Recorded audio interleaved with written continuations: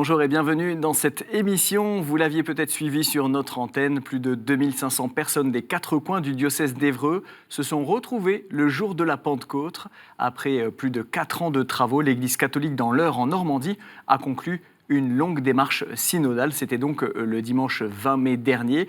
Une démarche synodale, c'est-à-dire que tous ceux qui voulaient ont pu apporter leur contribution, leur réflexion sur l'avenir du diocèse. Cet événement occupera bien évidemment une bonne partie de notre émission. Et nous avons le plaisir de recevoir aujourd'hui Monseigneur Christian Nourrichard. Bonjour Monseigneur. Bonjour et merci de m'accueillir.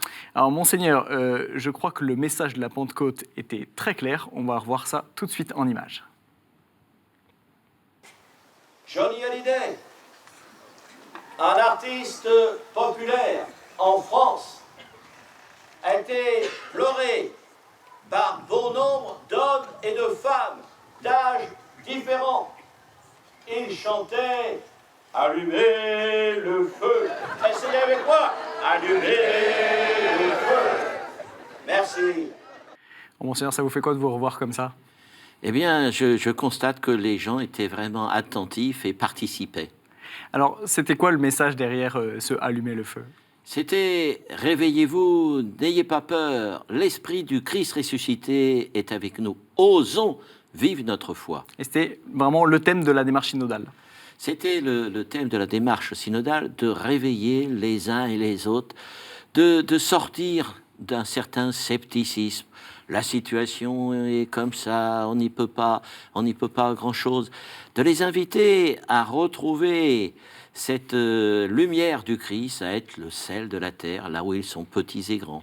Monseigneur, je vous propose de faire un petit retour en arrière. C'était donc pour la Pentecôte, l'Église catholique dans l'Eure a fêté la fin de la démarche synodale à l'occasion d'un grand week-end où l'Esprit Saint a soufflé. Notre journaliste Ophélie Marien y était. Reportage.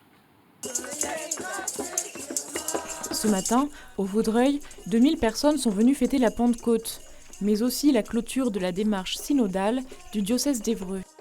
Démarré en 2013, ce synode diocésain a été vécu par les jeunes comme une occasion de témoigner de leur foi par le service. En fait, on a tout simplement ouvert les portes de l'église aux jeunes.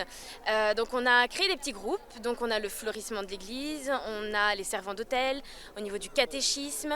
Donc le but étant d'avoir un tuteur de groupe qui est responsable de nos jeunes. Et nos jeunes, donc, qui sont juste derrière moi, ici présents, participent donc à ces différents groupes. Parce qu'à Étrépagny, on est chrétien et fiers de l'être. C'est l'objectif principal de cette démarche, que chaque chrétien dans le diocèse devienne un disciple missionnaire. Une démarche que les fidèles du diocèse se sont appropriés.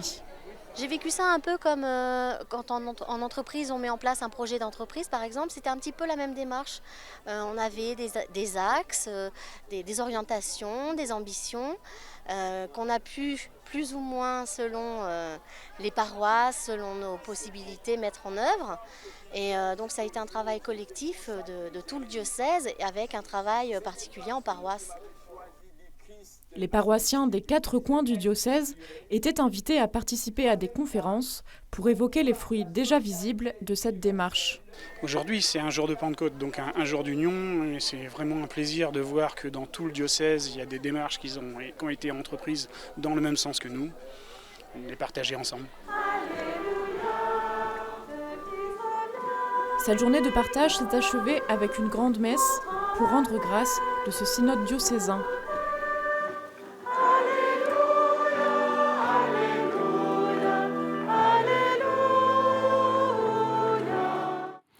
Alors Monseigneur, le soir d'un rassemblement comme celui-ci, qui conclut plus de 4 années de travail, de réflexion, d'échange, de rassemblement, l'évêque, il se dit quoi ? L'évêque, il se dit que le Christ ressuscité est vraiment fidèle à ce qu'il dit. Il est là, à nos côtés, et j'ai vu progressivement les gens se mobiliser pour vivre ce rassemblement, exprimer leur foi et leur espérance. C'était... depuis ces 4 ans, ça a toujours été le cas. Il y a eu une évolution dans ce dynamisme de la démarche. Bien sûr. Vous savez que moi-même, je suis d'origine normande. J'étais vicaire général dans le diocèse de Rouen. Et Évreux est composé essentiellement de Normands. Et les Normands ont beaucoup de qualités, mais pas forcément celles d'un enthousiasme délirant. Il faut qu'ils se motivent, il faut qu'ils réfléchissent, qu'ils voient les enjeux. Et c'est ce qui s'est produit au cours de ces 4 années, à travers des décrets, au terme, que j'ai pu publier dans la cathédrale d'Évreux, et en leur disant, ce sont des objectifs à atteindre, allez-y. C'est-à-dire passer du cérébral au Tout cœur. à fait, tout à fait, tout à fait. Monseigneur, c'était quoi le point de départ de cette démarche synodale? Eh bien, c'était par exemple de redonner du souffle à des intentions importantes pour la mission. Je prends toutes les personnes en difficulté, tout le domaine de la solidarité. On avait été fortement marqué par la belle démarche qui a eu lieu à Lourdes, je crois que c'était en 2013. 2013, Diaconia. On était partis à 2 autocars d'Évreux, des gens qui vraiment sont revenus transformés. Et nous nous sommes dit, il n'est pas possible que ça reste là. Il faut voir comment nous, on s'approprie cette dynamique. Et on a créé le 1er mai, le festival des 100 voix. Alors on aura l'occasion d'y revenir un petit peu plus tard dans cette émission. Monseigneur, vous avez parlé aussi de relancer la mission. Pourquoi est-ce nécessaire? C'est quoi la situation actuelle du diocèse? Eh bien, parce qu'un certain nombre de personnes sont un peu, pas désemparées, mais perplexes devant, disons-le franchement, ce n'est pas simplement le diocèse d'Évreux, le fait que la parole de l'Église est moins écoutée, moins entendue. On est dans une société pluriculturelle, interreligieuse. Et le diocèse d'Évreux se situe à proximité de Paris, à proximité aussi de Rouen. Ça veut dire quoi? Ça veut dire qu'il y a une population qui vient habiter dans le territoire d'Évreux et qui n'a pas forcément la culture qui est marquée, je dirais, par le monde rural et parfois aussi le monde de la haute technologie. Donc, quand vous dites que c'est entre Rouen et Paris, ça peut être aussi un territoire enclavé? Tout à fait. Ce qui crée un certain nombre de difficultés, par exemple, pour les jeunes. Les jeunes, pour poursuivre des études au-delà du baccalauréat, eh bien, un certain nombre d'entre eux rejoignent Paris, rejoignent Rouen. Donc, il est important de leur donner des points de rencontre, et puis eux-mêmes, dans le contexte d'aujourd'hui, trouvent le moyen, avec les médias, avec les smartphones, de rester en contact. On les entendait dans le reportage, ils se félicitaient que la démarche synodale ait permis que dans les paroisses, on leur laisse leur place. Ce synode, c'est quelque chose qui a bousculé les paroisses du diocèse d'Évreux? Absolument. Un certain nombre d'adultes se disent qu'il est grand temps de leur laisser la place.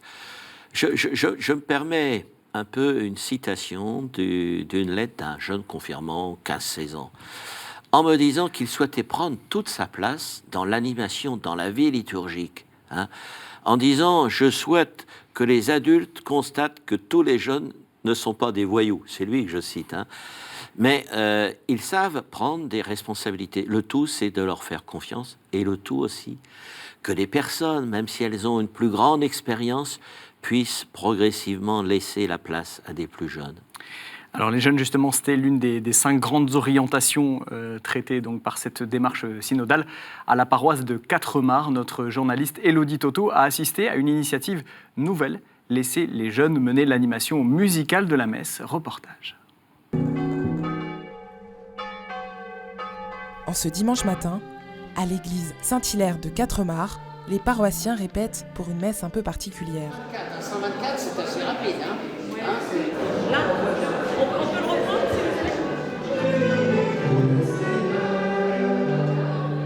Aujourd'hui, ce sont les jeunes de la paroisse qui animent la messe, avec le soutien des frères missionnaires des campagnes. J'avoue que la parole est dit.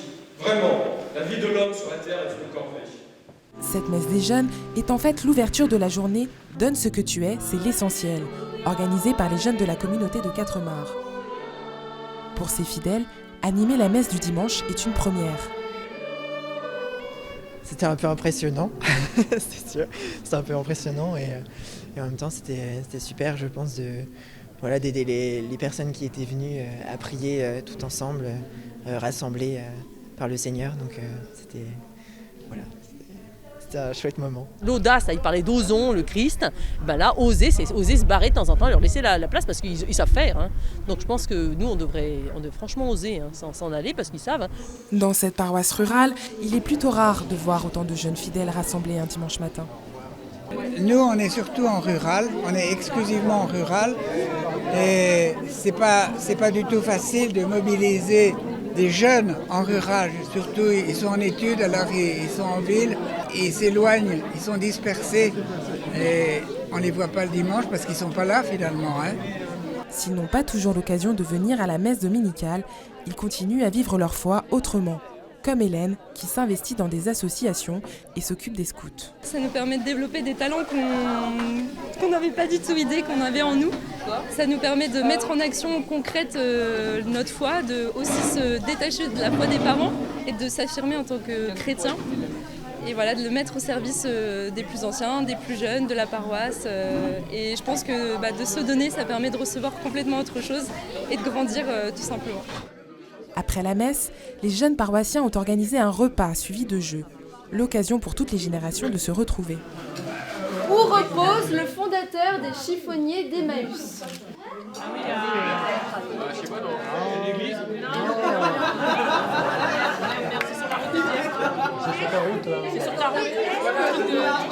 Les campagnes, c'est jamais très très simple de se retrouver. Alors on se retrouve tous les dimanches, mais on vieillit aussi. Et le fait que les jeunes nous rappellent qu'ils sont là et qu'ils ont envie de faire des choses, ça nous permet de bien comprendre qu'on a transmis quelque chose. Ça, c'est important, cette transmission. Mais ils sont là aussi pour nous dire, mais vous arrêtez pas. Voilà, on est aujourd'hui ce que vous nous avez donné, mais on continue ensemble. La journée « Donne ce que tu es, c'est l'essentiel » est une façon pour eux d'être actifs dans leur foi et de se rassembler. Une initiative que les jeunes de la paroisse prévoient de renouveler. Monseigneur, cette implication dans la liturgie, c'est un point d'attention majeur. Quand on parle de l'implication des jeunes dans votre diocèse, c'est aussi cet engagement au sein de la communauté? Oui, parce que comme cela a été dit, ils sont souvent en dehors d'Évreux. Et qu'ils puissent apparaître et manifester qu'ils sont bien vivants et que des beaucoup plus jeunes, qui eux sont encore sur le territoire, si je puis dire, du diocèse, puissent voir que d'autres jeunes les précèdent sur le chemin de la foi. C'est essentiel. On a un frère missionnaire des campagnes qui dit les jeunes, on ne les voit pas. Qu'est-ce qu'on fait dans ces cas-là? Eh bien, on essaie de leur donner des points de rencontre, des objectifs. Et ils savent déjà rester en contact entre eux avec Internet, avec toutes les techniques modernes. Et là, dans le diocèse, on a décidé de mettre un accent sur la pastorale des jeunes. Il y a, depuis 2 ans, j'ai suscité ce qu'on appelle un observatoire socio-économique, religieux. Et qu'est-ce qui ressort? Il ressort comme urgence pastorale le monde des jeunes. Donc il y a tous ces enfants que l'on touche, malheureusement plus ou moins par la catéchèse, tous ceux qui vivent dans des quartiers difficiles. Je pense sur les hauteurs d'Évreux, sur les hauteurs d'autres villes. Pas du tout pour s'affronter avec les musulmans, mais je vois parfois que des jeunes chrétiens sont un peu déboussolés. Comment, avec les mamans catholiques, les aider à ce que leur enfant n'ait pas peur d'aller à la messe, d'aller au catéchisme, et comment leur donner une formation adaptée à leur âge? Quand vous parlez de ces enfants déboussolés, vous avez l'impression qu'ils sont plus attirés aujourd'hui par l'islam que par le catholicisme, par exemple, ou par les communautés chrétiennes? Non, pas du tout. Je ne sais pas si je peux dire cela, mais disons, on est là pour parler un peu en vérité. Hein. Il est revenu à mes oreilles, si j'ose dire, qu'il ne faut pas en faire une généralité, mais que dans certains lieux, des enfants n'osent plus trop sortir de l'immeuble pour dire à d'autres plus âgés et peut-être plus musclés, voire à la sortie des écoles, eh bien oui, qu'ils sont catholiques. Donc c'est aussi un souci, comment on vit concrètement l'interreligieux. Ça, c'est aussi un axe de la démarche synodale.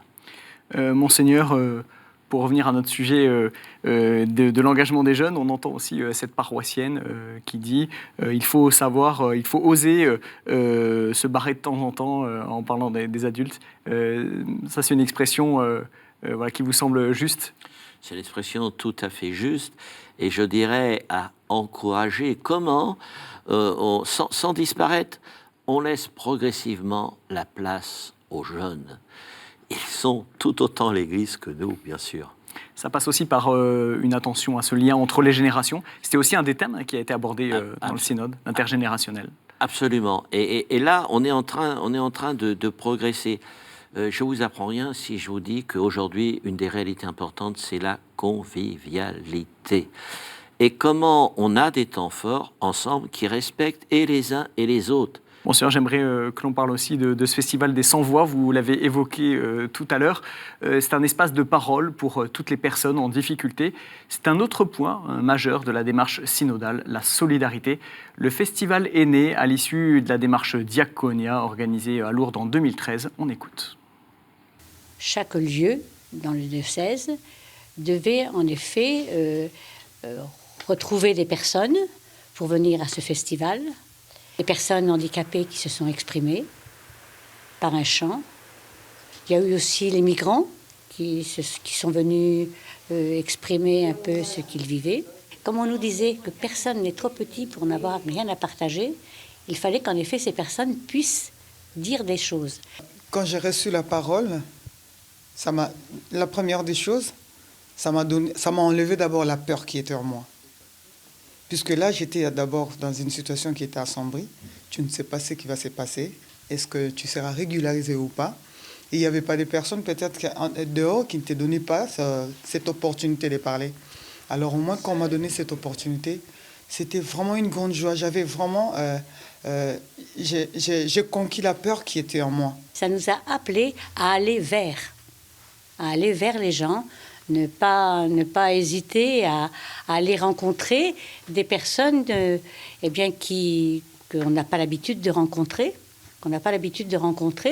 et puis aussi la fraternité, c'est pas une option. Moi, ça fait du bien de parler avec beaucoup de personnes.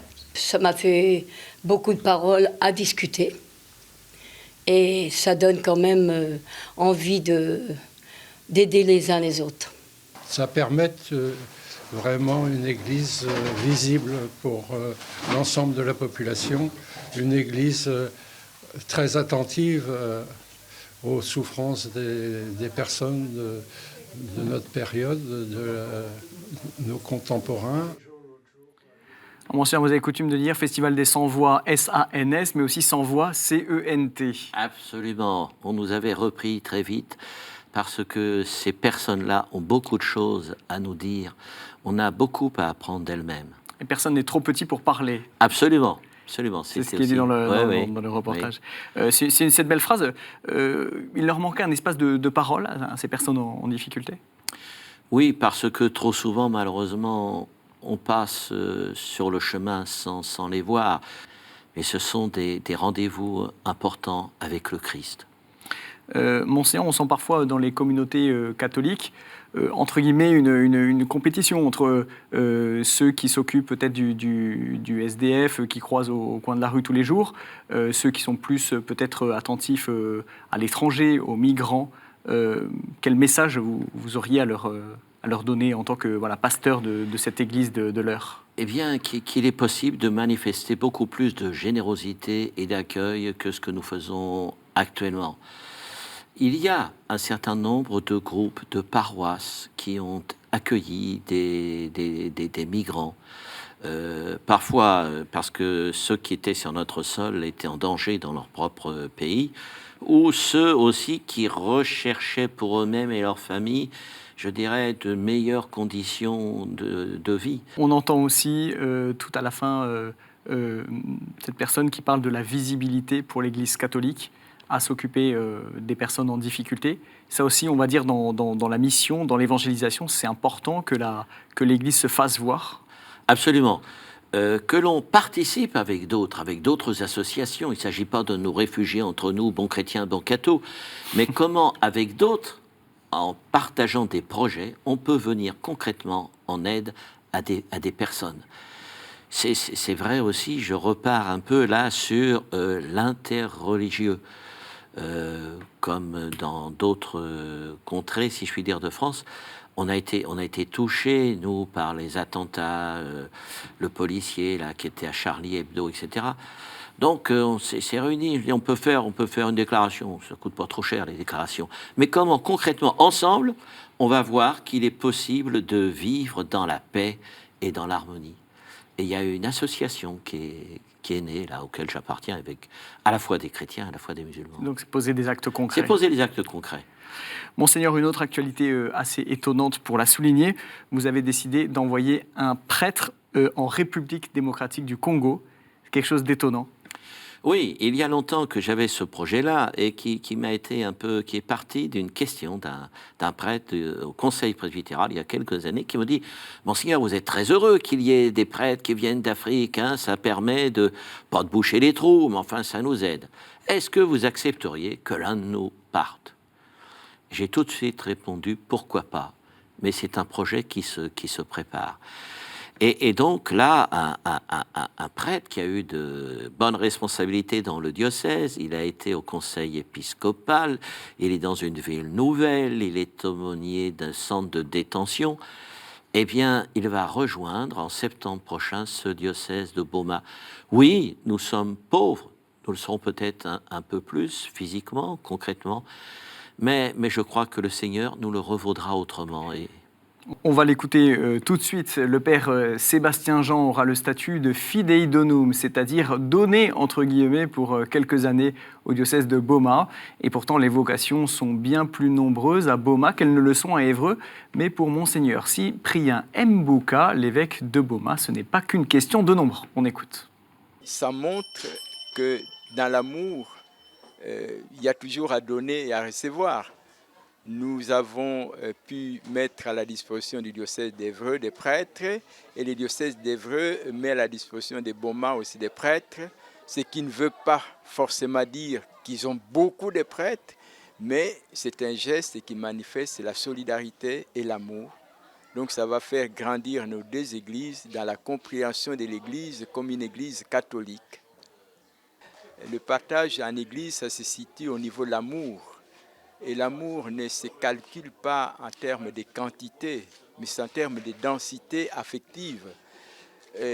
On aura toujours une petite parcelle d'émotion à partager avec l'autre dès lors qu'on l'aime. Dans mon parcours personnel, j'ai fait l'expérience que l'Évangile, le Christ, on le reçoit toujours des autres, de la rencontre des autres. On ne peut pas préjuger des fruits de cette rencontre, mais je crois qu'au bout du compte, c'est toujours un enrichissement pour notre foi. Donc je crois qu'aussi bien pour le diocèse de Boma que pour le diocèse d'Évreux, la rencontre de frères qui viennent d'ailleurs, ça nous fait entrer dans une meilleure compréhension du message de l'Évangile, dans une meilleure compréhension et découverte du Christ. Alors, Monseigneur, il y a une cinquantaine de prêtres dans le diocèse d'Évreux. Il y en a 300 ou plus de 300 dans le diocèse de Boma en RDC. Certains se demanderont si vous n'êtes pas tombé sur la tête. Certains, je suis certain que quelques-uns ne comprendront pas cette démarche. Petite anecdote, quand j'ai annoncé ça avant le rassemblement de la Pentecôte, une dame chrétienne très bien est venue me dire après, me voir en disant « Mais Monseigneur, vous avez bien dit qu'un prêtre d'Évreux va aller à Boma ?» Je lui ai dit oui. Elle me dit « Oui, c'est pour un an. » J'ai dit « Non, madame, c'est pour un peu plus. » Bon, on a toujours la tentation de se replier et je crois qu'il faut faire confiance, comme cela a été dit, à témoigner de l'amour du Christ. Quel fruit vous espérez pour votre diocèse ? J'espère un renouveau, si je puis dire, de motivation à se dépenser, à oser s'engager sans complexe, sans crainte. Parce que c'est un exemple, le Père Sébastien ?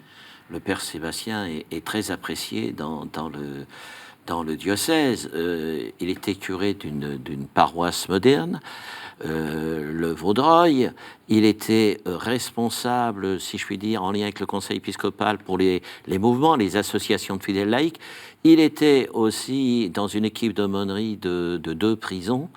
Donc il était, si je puis dire, dans les endroits les plus difficiles pour annoncer l'amour du Christ à ceux et celles qui en manquent ou qui ont été blessés. Monseigneur, voilà, merci pour nous avoir rejoints sur ce plateau de la vie des diocèses. On a beaucoup parlé de cette démarche synodale. Maintenant, c'est la mise en œuvre. C'est peut-être la partie la plus difficile. Là, je vais reprendre avec le conseil épiscopal un certain nombre de choses qui ont été dites, qui ont été vécues, pour, à la rentrée prochaine, eh bien, de nouveau reprendre non pas mon bâton pèlerin, mais ma voiture, pour aller encourager les uns et les autres, et notamment dans ce que nous mettons en place, des fraternités missionnaires qui interviendront en complémentarité avec les paroisses. Et des complémentarités qui auront d'abord et avant tout des rencontres régulières pour des temps de prière, pour des temps de partage de la parole de Dieu, pour observer les urgences pastorales en lien avec les paroisses. C'est un projet qui donne beaucoup d'enthousiasme. Merci Monseigneur. Et merci à tous pour votre fidélité. Si vous souhaitez en savoir plus sur ce synode, mais aussi sur toutes les actualités du diocèse d'Évreux, je vous invite à visiter leur site internet. Et pour revisionner cette émission, vous connaissez l'adresse, c'est le www.ktotv.com. Un grand merci pour votre fidélité et à la semaine prochaine. Au revoir.